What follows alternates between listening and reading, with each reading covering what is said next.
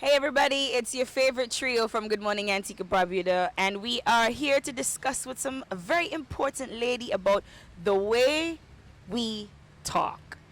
Dialect. Yes, How do we talk? Caribbean Creole. Is that it? What is Creole? I don't Are know. we gonna ask her? Are we gonna ask her? She's gonna teach us because there are a lot of things that are said that we really don't understand. When Landra's granny started to talk, Hmm. there are a couple of things that she said on the beach that we didn't understand. I still don't I understand. still don't understand. So we're gonna call the expert of the writer of this book, The Way We Talk and Other Antiguan and Barbudan Folkways, none other than Joy Lawrence. Okay, good morning. We're back again with The Way We Talk and Other Antiguan and Barbudan Folkways by Joy Lawrence. This little book covers every aspect of our culture. We already focused on the origin of our language, proverbs, idioms, and why we should be proud of our language. But today I'm going to continue with the proverb. But what is a proverb? A proverb is a wise old saying that conveys a message of truth that listeners are expected to apply throughout their lives. We teach our proverbs to reinforce our way of life. For example, crab say, even when potter boy look for me. Now, we look at the literal meaning and the functional meaning. The literal meaning, crab say, even when potter boy look for me. Just imagine you have a big pot of water boiling and you have a barrel or drum or whatever with the crab, the live crabs. There's nothing to say that the crab would not be cooked and eaten, but the crab has hope. So it's saying, even though the pot boil, look for me. Well, the functional sense is, even when it seems all is lost, there is hope. So that's what that means. Crabs say, even when potter boy look for me. Even when it seems all is lost, there's hope. And that's a good way to live. One mango full of basket. You know, sometimes children get discouraged. Now let's look at the literal sense. You have some mangoes and you have on the ground that probably fell from the tree, and you have a basket and you want to put the mangoes in the basket. But sometimes the children are, oh, I'm tired, or I can't be bothered. But you know, if you take one at a time and put in the basket, the mangoes will fill up the basket eventually. Well, what it means, perseverance is the key to success. You cannot succeed unless you persevere. So do what you have to do to succeed. The other proverb that I'm going to look at is, fisherman never say fish thing. You know, sometimes, well, in our Antiguan situation, you try to explain to parents, you know, about the deficiencies of their children and try to encourage them, you know, pull them up a little. But they do not want to hear. That's just one example. You know, they do not want to hear. They think their children are the best. You know, fisherman never say fish thing. It's human nature not to condemn one of his own kind or possession.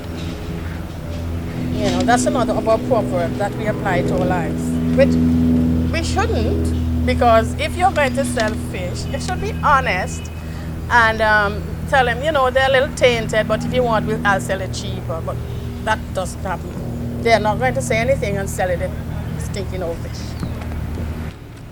One hand can't clap. One hand can't clap. We need each other. We need one another. The literal meaning is if you have one hand, it cannot clap. You cannot get anything out of that. But if you put two hands together, if everybody come together, then we get something out of it. No man is an island. No man can stand alone. That's what it means.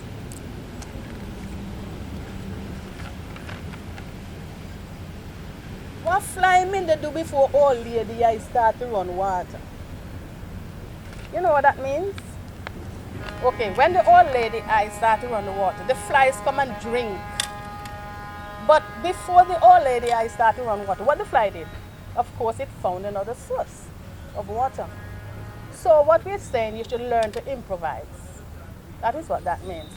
Now, my meanings that I give are not the only meanings, just the ones I have in this book. When you dig your grave for your enemy, dig two. You know, some people are always putting obstacles in the path of other people and not thinking that things can happen to them as well. You know, sometimes you try to do something to hurt other people and you hurt yourself in the process. So we're saying that when you dig your grave for your enemy, dig two. It means, the functional sense, if you plan to harm your enemy, be careful it doesn't boomerang on you. You can't predict what harm will befall both of you. That's what that means. And another one, take time, walk fast. It might sound a little contradictory. Take time, the literal sense, walk fast. If you're going to take your time, you're not going to walk fast. But what it really means, if you take time, you will go you'll go quickly, because then you would have to stop and start again when you make a mistake. Take time, walk fast. Haste. This is the functional meaning. Haste is more liable to cause destruction or an accident. What's sweet in goat mouth, sour in a batter? You know, for example, let's look at the carnival situation, the shows. You have a lot of people go to the shows and they drink. They get drunk, they fall down on the ground. Oh, they think they're having a wonderful time. Next thing you know, they're on the road and they get into an accident. It's not sweet anymore. It's sour, because either they kill somebody, they kill themselves, or they damage themselves, and they sometimes end up in the prison. You know. Some people enjoy, this is the functional meaning, some people enjoy the fun of living dangerously while disregarding the consequences.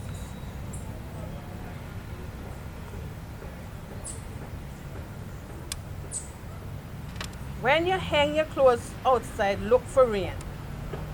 You know, you must expect anything to happen when you take a chance.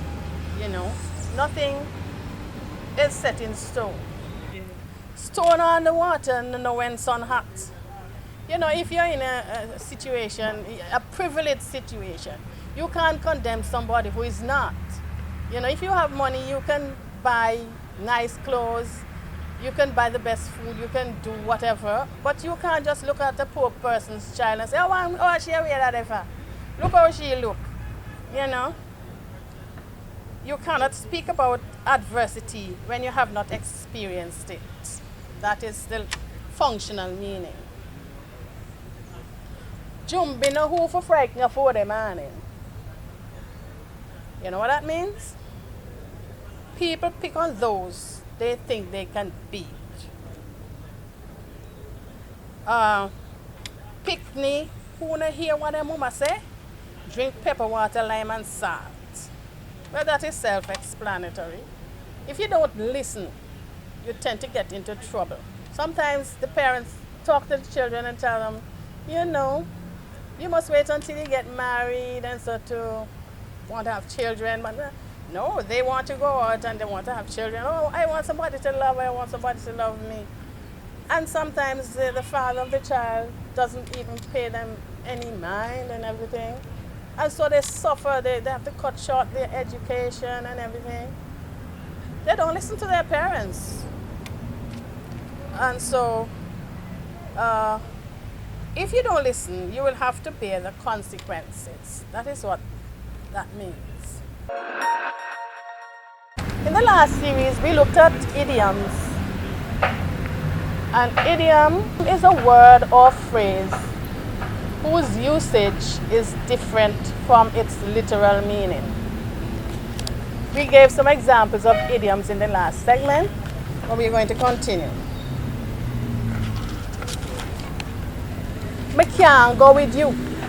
What's the literal sense of that? Me can't go with you. Huh?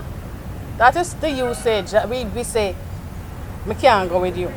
It doesn't mean that I can't get up and go with you, along with you.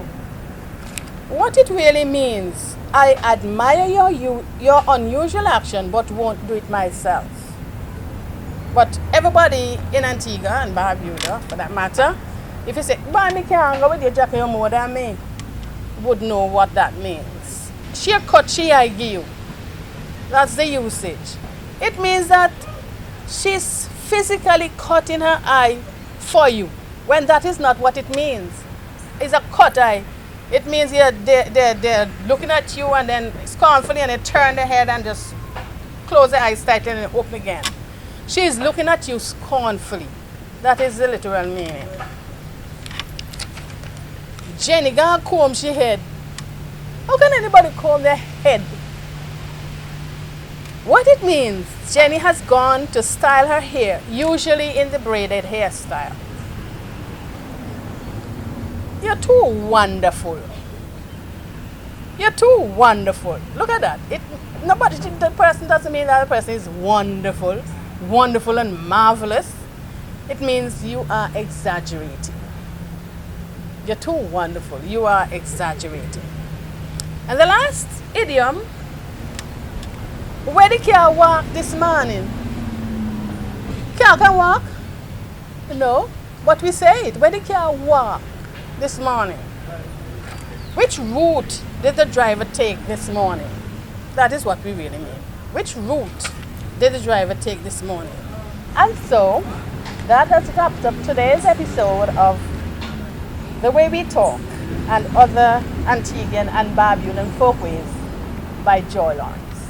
Be sure to get this book chock full of information for us all, especially the young ones.